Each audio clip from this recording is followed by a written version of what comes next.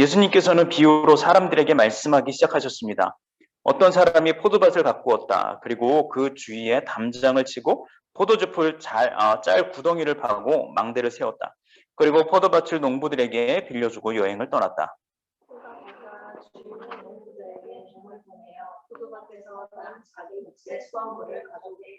그러나 농부들은 그 종을 붙잡아 때린 후 빈손으로 쫓아버렸다. 다시 주인은 다른 종을 그들에게 줬다. 그러자 그들은 그의 머리를 때리고 깔고 쫓아냈다. 다시 주인은 다른 종을 보냈다. 그러자 그들은 그 하인을 죽였다. 다른 많은 종들을 보냈지만 농부들은 때리기도 하고 죽이기도 하였다. 주인에게는 한 사람이 더 있었는데 바로 그의 사랑하는 아들이었다. 결국 주인은 아들을 농부들에게 보내면서 말했다. 농부들이 내 아들을 존중할 것이다. 그러나 농부들은 서로 말했다. 이 사람은 주인의 상속자이다. 어서 그를 죽이자. 그러면 유산이 우리의 것이 될 것이다. 농부들은 아들을 잡아 죽인 후 포도밭 밖으로 던져버렸다. 포도밭의 주인이 이제 어떻게 하겠느냐? 그는 포도밭에 가서 농부들을 다 죽이고 포도밭을 다른 농부들에게 줄 것이다. 이런 성경 말씀을 읽어보지 못했느냐? 건축자들이 버린 돌이 집 모퉁이의 머릿돌이 되었다. 아멘. 우리가 지난주에는 이사야서의 말씀을 통해서 하나님께서 포도원 비유를 가지고 이스라엘 왕들과 백성들에게 의로운 열매, 정의의 열매, 아름다운 열매를 맺기를 원하셨지만 오히려 그와 반대죠. 왕은 또 제사장들은 백성들을 핍박하고 압제하고 그리고 또 백성들은 그것 때문에 고통의 열매, 고통의 비명소리만 지르고 있었다. 그래서 이스라엘 백성들, 왕을 비롯해서 제사장들, 또 종교 지도자들, 또 백성들 모두가 다 하나님이 보시기에 좋은 열매가 아니라 좋지 못한 열매를 맺고 있었다. 그래서 하나님께서는 그들을 심판하시겠다라는 그런 내용을 보였어요. 그래서 우리도 마지막에 각자의 자리에서 우리가 좀 하나님이 원하시는 그러한 열매를 좀 맺었으면 좋겠다. 우리가 좀 그것을 기억하고 우리가 계속해서 우리가 이 땅에 살아가는데 하나님께서 원하시는 그 열매가 무엇인지를 고민하고 우리가 그 열매를 우리가 좀 맺었으면 좋겠다라고 결단하고 기도하는 그런 좀 시간을 가졌으면 좋겠습니다라고 지난주에 그렇게 말씀을 맺었어요. 기억나시는지 모르겠지만 근데 오늘 성경을 보니까 구약 시간에 우리가 지난주에 보았던 것처럼 이사야뿐만 아니라 오늘 마가복음도 그렇고 마태복음도 그렇고 누가복음도 그래요. 이 공간복음서에는 포도원의 비유가 또 예수님에 의해서 또다시 기록되어 있는 것을 볼 수 있어요. 그냥 구약에서만 포도밭의 이야기들이 나오는 것이 아니라 신약에서도 예수님께서 이 포도밭의 비유를 가지고 똑같이 포도밭은 누구예요? 이스라엘 백성. 또 이 똑같은 비유를 가지고 예수님께서 말씀하고 있는 것을 우리가 찾아볼 수 있어요. 근데 이 두 가지 성경에는 보니까 분명히 차이점이 존재하고 있긴 하더라고요. 똑같이 포도원에 대한 이야기고 포도밭에 대한 그런 비유이지만 먼저 이사야서에서는 포도원 이야기가 우리가 하나님이 찾으시는 그 열매가 되기 위한 삶을 살아야 되는 것에 초점이 맞춰 있고 또 그리고 우리가 그렇지 않으면 하나님께서 반드시 진노하실 것입니다라는 것에 초점이 맞춰져 있었어요. 근데 오늘 본문은 보니까 우리가 그 온전한 열매를 맺지 못할지라도 그럼에도 불구하고 하나님은 결코 우리를 쉽게 포기하지 않으신다는 거예요.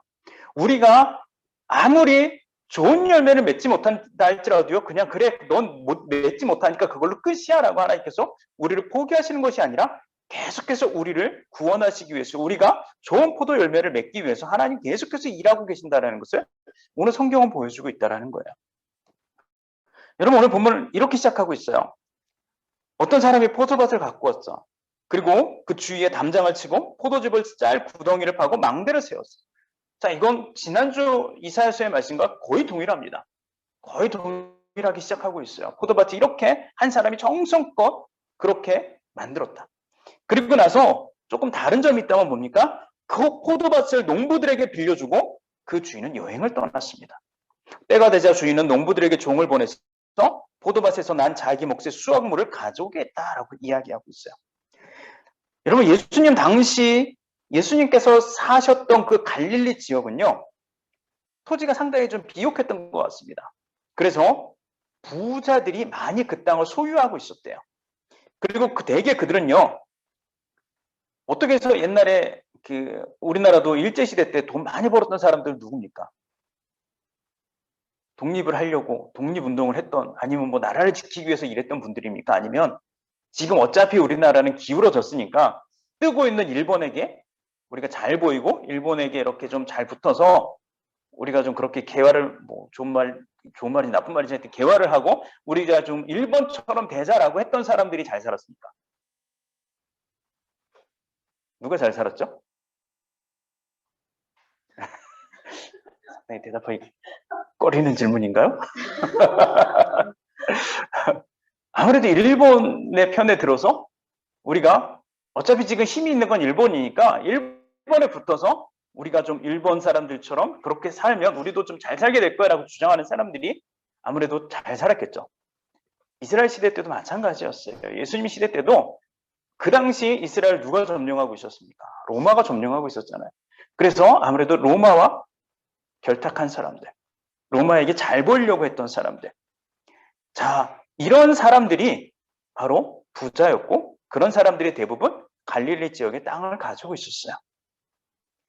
그리고 그들은 그렇게 로마 사람들하고 붙어 있으니까 아무래도 갈릴리는 변방이잖아요. 변방이니까 이 사람들은 대부분 갈릴리에 살지 않습니다. 대부분 다 로마 가까운 쪽 아니면 뭐 예루살렘 쪽 이런 쪽에 다 붙어 살았겠죠. 그래서 대부분은요, 갈릴리에 살았던 사람들은 소작농이었습니다. 땅 한 평 갖고 있지 않은. 그냥 부자들의 그 땅에서 그 포도밭에서 열심히 일해주고 거기서 조금 자기 일부분을 받아내는, 근근히 입에 풀칠하기도 어려운 그런 사람들이 바로 대부분의 소작농이었어요. 그래서 갈릴리 농민들은요, 이에 대한 반감이 대단히 컸다고 이 역사학자들은 이야기하고 있더라고요. 그래서 농민들은 그들에게 반란에 가담하기도 하고요. 때로는 어떤 사람들은 고향을 떠나버리기도 했고요. 어떤 사람들은 도적대가 되기도 했고요. 어떤 사람들은 정의감 있는 사람들은 그 세력과 맞서 싸우는 단체, 뭐 우리나라로 이야기하면 독립군 같은 그러한 일을 했던 사람들도 있다고 합니다. 그렇다고 해서요, 대부분의 많은 사람들이 다 이렇게 조금 안 좋은 그런 지주였다 할지라도요, 모든 사람이 다 그렇게 악한 것은 아니었던 것 같아요. 일부 사람들은, 일부 농장 주인들은 좋은 사람들이 있었던 것 같습니다. 그 좋은 사람들의 비유가 바로 오늘 예수님께서 하신 이 포도원 주인도 아마 그런 사람이 아니었을까 생각해요.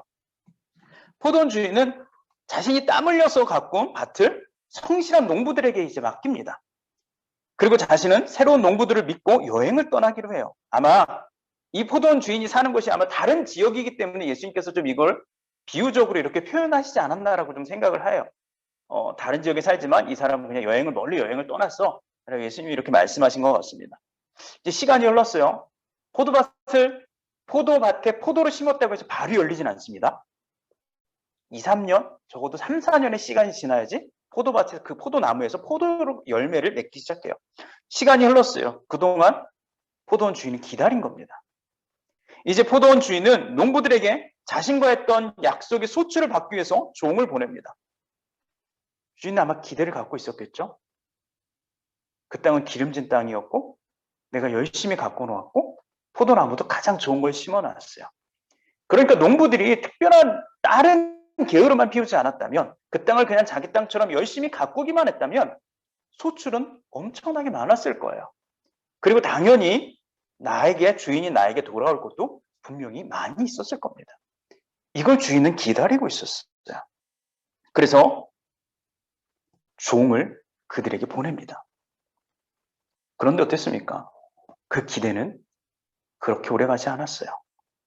너무나도 금방 쉽게 실망으로 바뀌어버립니다.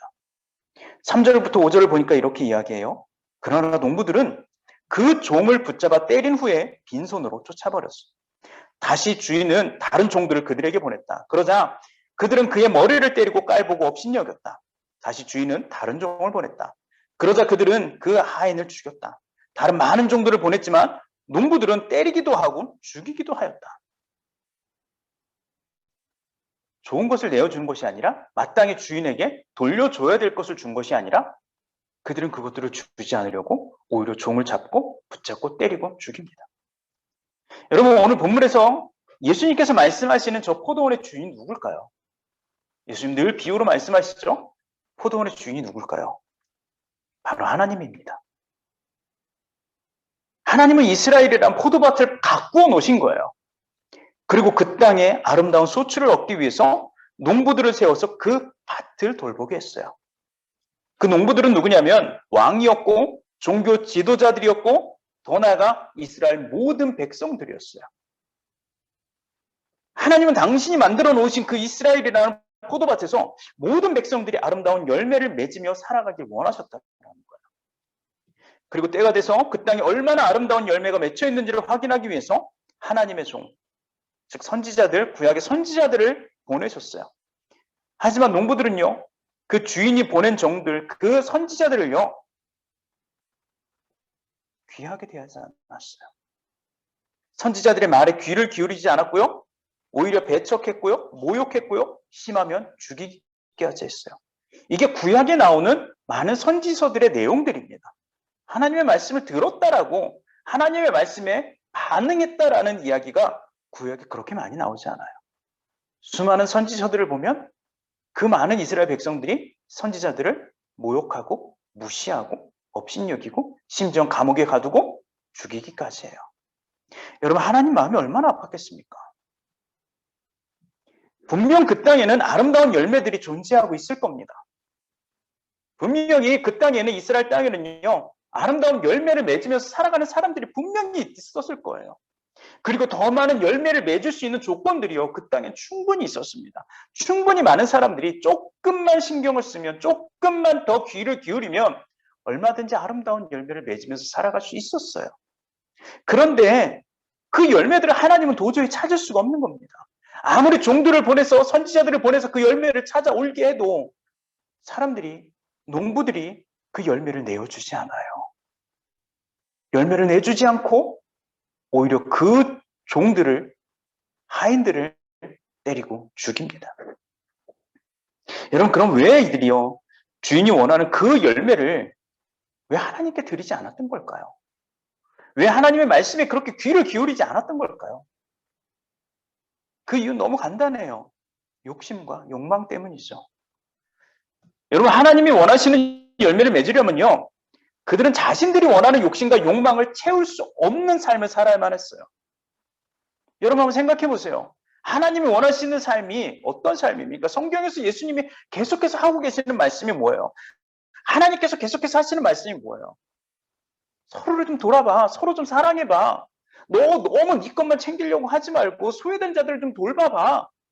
하나님 계속해서 그 말씀을 하고 계시는 거 아니에요? 하지만 그러기 위해서는요, 내 것을 더 채울 수가 있겠습니까? 내 것을 채울 수 없어요. 오히려 내 걸 내줘야지 그 사람들을 돌보잖아요. 근데 이 사람들은 그게 싫어요. 내 것을 더 채워야만 해요. 자신들이 누릴 수 있는 것들을 내가 더 많이 누리기 위해서는요, 나는 더 이기적으로만 살아야 돼요. 오히려 나보다 적게 가진 사람들을 더 압제해야만 나는 더 많이 가질 수 있는 거예요. 그렇기 때문에 이들은 그 열매를 맺게 해줄 수가 없어요. 그리고 이스라엘 백성들도 마찬가지죠. 이러한 압제의 모습을 보면서도요, 난 괴로워라고 이야기하지만 다른 한편으로 소망하는 게 있습니다. 뭐예요? 나도 언젠가는 나보다 더 힘이 없는 사람들을 밟고 누르고 나도 저 높은 자리로 올라갈 거야 라는 희망을 이 사람들은 가지고 있었다라는 거예요. 그렇기 때문에 하나님께서 수많은 선지자들을 보내셔서 올바른 길을 가라고, 하나님이 원하시는 그 열매를 제발 맺으면서 살아가라고 외쳐도요, 다시 하나님께로 돌아오라고 그렇게 선포해도 그들은 듣지 않았어요. 모욕합니다. 조롱합니다. 내가 왜 그렇게 살아야 되는데, 내가 왜 그래야 되는데, 그렇게 해서 내가 얻는 게 뭔데? 오히려 반문합니다. 그리고 심지어 죽입니다. 여러분, 마틴 루터는 이런 이야기를 했어요. 새가 머리 위에 나는 것을요, 막을 수는 없어요. 하지만 그 새가 내 머리에 둥지를 트는 것은 막을 수가 있습니다라고요. 여러분, 무슨 얘기인가요? 우리가 살아가다 보면 욕심이 생겨요. 욕심이 생기는 건 어쩔 수 없어요. 누구도 막을 수 없습니다. 내 안에 욕심이 들어오는데 어떡해. 그걸 막을 수는 없어요. 자연스럽게 나도 뭔가를 보면 자꾸 내가 그걸 갖고 싶더라고. 계속 되뇌이고 우리 집사람 갖고 그것 좀 그만 봐라고 하는 것들이 가끔 있어요. 내 욕심이죠. 있음에도 불구하고 난 더 좋은 것을 원하는 그런 내 욕심이 있습니다. 하지만 내 욕심이 내 마음에 둥지를 틀고 자리 잡는 것은 막을 수가 있다는 거예요. 욕심이 생기는 것은 막을 수가 없지만 내 그 욕심이 내 마음에 자리를 잡는 것은, 그래서 내가 그것을 얻기 위해서 별 발악을 하는 것은 내가 막을 수 있다는 거예요. 그리고 그 욕심에 휘둘리고 그 욕심에 따라 행동하는 것은 내가 막을 수 있어야 된다는 이야기예요. 근데 당시 이스라엘 많은 사람들이요, 그렇게 행하지 못했다라는 거예요. 욕심이 들어오면 그냥 그걸 받아들이고 내 마음에 둥지 틀게 만들었다라는 거예요. 그리고 이건 늘 이야기하지만 당시뿐만이 아니에요. 지금 우리에게도 마찬가지입니다. 하나님은 지금도 우리에게요, 좋은 열매를 맺길 원하고 계세요. 우리가 살아가는 이 땅에 살아가는 모든 사람들에게 하나님은 좋은 열매가 맺혀지길 원하고 계세요. 많은 사람들이 하나님의 뜻을 알아서요, 좋고 아름다운 열매, 하나님이 원하시는 열매, 그걸 통해서 나만 배부른 게 아니라 세상을 배부르게 해줄 수 있는 그러한 열매를 좀 너희들이 맺어줘 라고 하나님께서 우리들에게 호소하고 계신다는 거예요. 하지만 여러분, 한쪽에서는요, 그러한 열매보다는 자신의 욕심을 채우기 위해서 사람들을 이용하고 잘못된 걸 알려주고 그 길로 인도하는 사람들도 여전히 존재하고 있어요. 교회 안에서도 마찬가지다라는 거예요. 이건 교회 밖에 있는 사람들이 하는 이야기가 아니라 교회 안에 있는 사람들도 그렇다라는 거예요. 교회 안에서도 내 욕심을 채우기 위해서 좋은 길로 가라고 권면하는 것이 아니라 네 욕심을 채우라고, 네 욕심을 너만을 배부르라고 가르치고 인도하는 사람들이, 그런 무리가 존재하고 있다는 거예요. 그렇기 때문에 우리는 먼저 스스로를 좀 돌아볼 필요가 있어요. 나는 지금 하나님이 원하시는 열매를 맺길 바라고 그 열매를 맺으면서 나는 지금 살아가고 있는 사람인지, 아니면 내가 그렇지 못한 내 욕심을 채우기 위해서 내가 사람들을 이간질시키고 헐뜯고 남을 깎아내림으로써 내 주위에 있는 사람들에게조차 좋지 못한 열매를 맺게 하고 있지는 않은지, 여러분 나 자신부터 한번 좀 생각해보고 돌아봤으면 좋겠어요. 그냥 나만 내가 좋지 않은 열매를 맺어 그걸로 끝이 아니라 더 나아가서 나 때 내가 다른 사람들까지도 좋지 못한 열매를 맺게끔 만드는 그런 삶을 우리가 살아가고 있지는 않은지 우리 스스로가 한번 먼저 돌아봐야 될 필요가 있다는 거예요. 여러분, 하나님은요, 지금 이런 상황에 놓여 있는 우리들을 보고 또 많은 사람들을 보고 마음 아파하고 계세요. 그리고 그분은 그렇게 그냥 마음이 아프다라고 그냥 바라보고 계신 것으로 끝내지 않아요. 또 다른 결심을 하십니다. 여러분, 그동안 많은 종들을 농부들에게 보냈잖아요. 많은 선지자들을 보냈잖아요. 하지만 그 농부들은요, 그 주인의 말을 듣지 않았어요. 죽였습니다. 듣지 않겠다고 거부했습니다. 여러분, 그러면 그냥 보통 사람 같으면, 웬만한 사람 같으면 그래, 쟤들은 뭘 해도 말을 듣지 않는구나. 쟤들은 포기해야 돼. 쟤들은 어쩔 수 없어 라고 생각했을지도 몰라요. 근데 하나님은 조금 다르시더라고요. 하나님은요, 한 가지 결단을 내리세요. 야, 그래, 그동안 내 종들은 다 모욕하고 내 종들을 통해서 한 말은 듣지 않았어도 내 아들 말은 듣겠지. 내 하나밖에 없는 내 아들의 이야기는 듣겠지. 왜냐하면 내 아들은 나니까. 내 말까지 설마 쟤가 무시하겠어? 나까지 설마 쟤들이 나를 거부하겠어?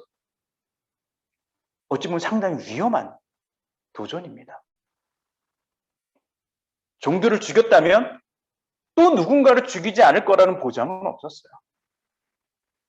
하지만 하나님은 마지막까지 포기하고 싶지 않았어요. 마지막 한 가지를 더 하고 싶으셨습니다. 그게 바로 아들을 보내는 거였어요. 성경이 이렇게 이야기하잖아요. 주인에게는 한 사람이 더 있었는데 그는 그냥 사람이 아니에요. 바로 그의 사랑하는 아들이었어요. 그냥 쟤는 나한테 별 필요 없는 아들이야. 그렇기 때문에 보낸 것이 아니라 하나님이 사랑하는, 주인이 사랑하는 아들이었습니다. 결국 주인은 아들을 농부에게 보내면서 말했어요. 농부들이 내 아들은 존중해 줄 거야. 이게 바로 하나님의 우리를 향한 마음이에요. 포도원 주인인 하나님은 이미 충분히 좋은 열매를 맺도록 혹은 그 열매의 일부를 받아올 수 있도록 선지자들을 보내요. 하지만 농부된 사람들은 주인은 하나님의 모든 것을 다 거절하죠. 구약을 찾아보니까 하나님께서 이스라엘 백성들을 위해서 수많은 선지자들을 보내고 그들을 계속해서 올바르고 아름다운 삶의 열매를 맺게 그 외치는 수고를 마다하지 않았어요. 엄청난 기회를 준 겁니다. 여러 번의 기회를 사람들에게 준 거예요. 하지만 결과는 너무 좋지 않아요.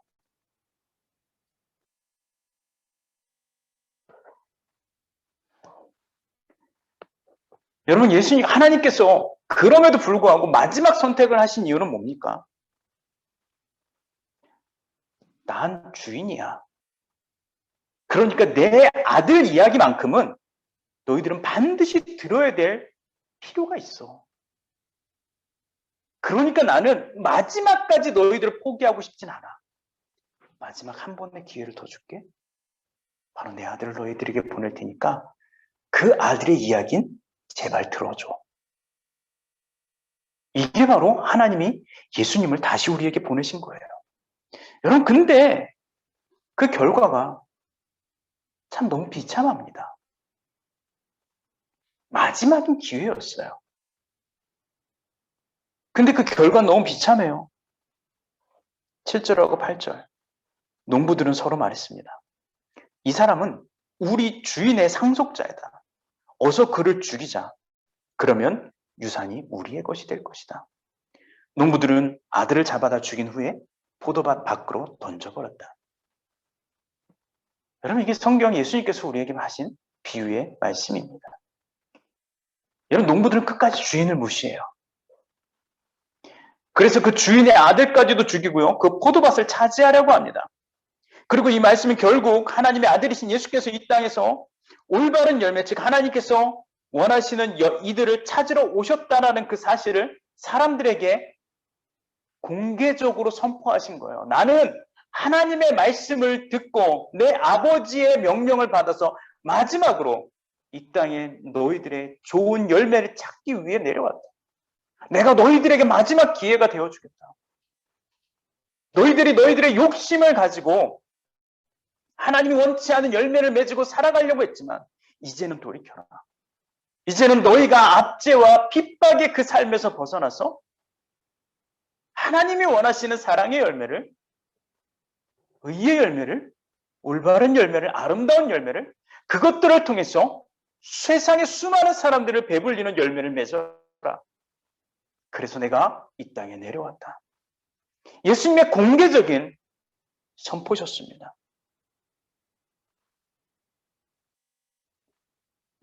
여러분,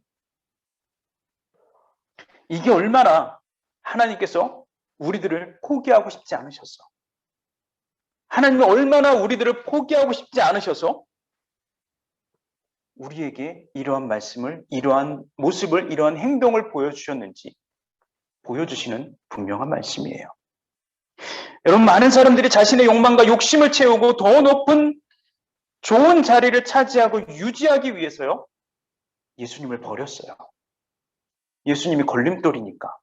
예수님 때문에, 예수님 믿으면 나는 내 마음의 양심 때문에 나는 그 자리에 올라설 수 없으니까 예수님을 버립니다. 하나님의 말씀을 따르는 것을 포기하고 하나님 보시기에 좋지 않은 열매를 맺으면서 살아가고 있어요. 그렇기 때문에 때로는요, 우리가 이 땅에 살아가다 보면 그런 사람들을 많이 만납니다. 하나님과 예수님의 말씀이, 그분의 가르침과 삶의 방식이 이 세상을 살아가는 데 있어서 별로 쓸모가 없다라고 생각하는 사람들이 많이 있다라는 거예요. 하나님의 말씀대로 살아가다 보면 내가 그것들을 누리고 살아가기 어려우니까, 더 많은 것을 내 욕심대로 살아가기엔 힘드니까 그것들은 다 필요 없는 거야. 버리는 사람들이 많이 있어요. 그래서 예수님은 이렇게 마지막에 이야기하세요. 이런 성경의 말씀을 읽어보지 못했니? 건축자들이 버린 돌이 집 모퉁이에 머릿돌이 되었다라고 말해요. 여러분, 건축자들이 버린 돌이 뭡니까? 그냥 쓸모없어서 버린 돌이에요. 그냥 이건 정말 쓸모없어. 근데 나중에 그 돌이 뭐가 됐다고요? 집 모퉁이에 머릿돌이 되었다라고 이야기해요. 머릿돌이 뭡니까? 지금이야 뭐 집들이 이렇게 짓지만 옛날에는 그 밑에 돌들을 깔고요. 가장 단단하게 큰 돌을 가장 중심이 되는 그 기둥에 세울 때는요. 가장 큰 돌을 가장 중요한 위치에 놓습니다. 왜냐면 그 기둥이 그냥 땅이 무르면 그 돌이 없으면 아무리 기둥을 세워도 땅에 박혀버리고 집이 무너져 버리니까요. 그래서 집을 지을 때 옛날에는 가장 그 밑에 큰 돌들을 받쳐 놓습니다. 그리고 그 위에 가장 중요한 기둥을 세워놔요. 그래야 그 집이 흔들리거나 무너지지 않으니까. 건축자가 버린 돌이 누굽니까? 예수님이세요. 그런데 하나님은 그 돌을 가져다가 사람들이 이건 필요 없는 거야 라고 말씀하시는 예수님을 가져다가 가장 귀하게 사용하신다라는 이야기를 예수님은 하고 계시는 거예요. 여러분, 바로 사람들이 쓸모없다고 여기는 하나님의 말씀과 예수님의 모습, 그분의 가르침이 결국은 하나님께서 가장 귀한 곳을 세우시는데 사용된다라는 의미인 거예요. 더 자세하게 말하면 사람들이 쓸모없다고 여겨서 자신의 삶에서 버린 예수님을 하나님은 가장 값지고 귀한 곳을 세우는데 사용하실 거라고 하나님이 약속하시는 거예요.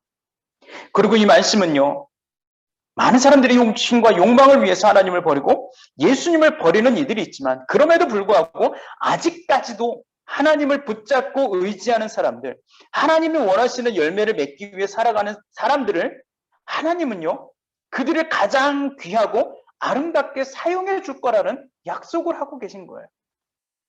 그렇기 때문에 여러분, 많은 사람들이 하나님의 말씀을 듣지 않고요, 예수님의 약속을 믿지 않아도요, 약속을 믿고 사는 우리를 좀 무시해도요, 우리가 그들이 원하는 자리에 서지 못해도요, 실망하지 않았으면 좋겠어요. 우리가 세상에 사는 사람들이 원하는 그 자리에 앉지 못하고 그 모습으로 살지 못해도요, 요즘 SNS 같은 데 보면 엄청 돈 자랑하는 것들 많더라고요. 돈 자랑하는 그런 계정들이 엄청나게 많더라고요. 그걸 보면서 저도 종종 그래요. 야, 되고 싶다라는 마음이 있어요. 하지만 그걸 기대하지 말라라는 겁니다. 뭐 기대할 수는 있겠죠. 하지만 그것을 위해서 살지 않아도 괜찮다라는 거예요. 그걸 바라보고 그것만 꿈꾸며 살아가지 않아도 된다라는 거예요. 내가 비록 그 자리에 가지 못할지라도요, 내가 그것들은 누리지 못할지라도요, 실망하지 말라는 거예요. 하나님께서는 약속하고 계세요. 내가 너희들을 그것보다 훨씬 아름다운 곳에 내가 사용해 줄게. 가장 귀한 곳에 내가 너희들을 이용해 줄게. 사용해 줄게. 걱정하지 마. 내가 그렇게 너희들을 붙잡고 있어. 하나님은 우리를 포기하지 않아. 하나님 우리에게 그렇게 약속하고 계신 거예요. 우리가 그걸 어떻게 확인할 수 있습니까? 우리에겐 하나님의 영이 있잖아요. 하나님 우리에게 계속해서 하나님의 영을 부어주셨잖아요. 내가 너와 함께 있어. 내가 너와 같이 있어. 내가 너에게 새 힘을 줘. 내가 너에게 능력을 줘. 내가 너를 떠나지 않아. 약속하신 하나님의 영이 우리 가운데 있잖아요. 그렇기 때문에 우리는 그 약속들을 우리는 확신할 수 있어요. 그 하나님의 약속이 이루어지고요. 우리에게 맺혀진 그 풍성한 열매를 통해서 이 세상에 더 많은 곳에 배부르게 하기 위해서 하나님이 계속해서 우리를 끝까지 붙잡고 계세요. 지금도 붙잡고 계세요. 그러니 여러분 실망하지 마세요. 그러니까 우리 이제 더 이상 우리를 좋은 열매를 맺지 못하게 방해하고 우리가 무시하는 것들만 바라보면서 실망하면서 와, 난 왜 저렇게 살지 못해? 실망하는 것이 아니라 우리를 더 새롭게, 더 좋은 열매를 맺게 하시고 우리를 통해서 가장 아름다운 것을 맺게 하시기 위해서 매일매일 우리에게 찾아오시고 힘을 주시는 그 하나님을 좀 바라보는 삶이 좀 우리의 삶이 되었으면 좋겠어요. 그래서 우리의 열매가, 우리가 맺혀지는 열매가 세상이 바라보는 그런 아름다운 열매뿐만 아니라 하나님 보시기에 그 누구보다도 그 무엇보다도 아름다운 열매를 좀 맺어드리는, 그래서 다시 한번 이야기하지만 우리만 배부른 열매가 아니라 우리가 맺혀지는 열매를 통해서 세상의 사람들도 세상도 배부르게 할 수 있는 그 열매를 맺어낼 수 있는 저와 우리의 삶이 되었으면 좋겠어요. 우리 시간 함께 기도했으면 좋겠습니다. 주님, 우린 좋은 열매를 맺길 원합니다. 그러기 위해서는 뭐가 필요하다고요? 예, 언제나 나를 찾아오시는 그 하나님을 내가 바라볼 수 있는 눈이 내가 온전히 열리길 원합니다. 주님은 그 열매를 위해서 계속해서 우리를 찾아오세요. 계속해서 우리에게 찾아오세요. 내가 때로는 그 열매를 맺지 못하고 살지라도요, 주님 괜찮다고 계속 찾아오세요. 괜찮아.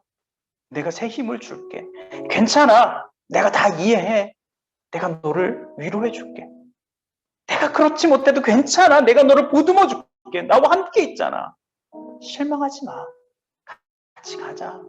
그러면 너는 분명히 그 열매를 맺어낼 수 있어. 넌 나와 같은 존재니까. 나 닮은 존재니까. 우리가 좀 그것들을 기억하면서 예 주님 그 열매 맺어가길 원해요.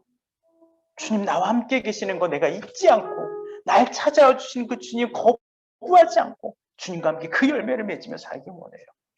우리 같이 함께 기도하도록 하겠습니다.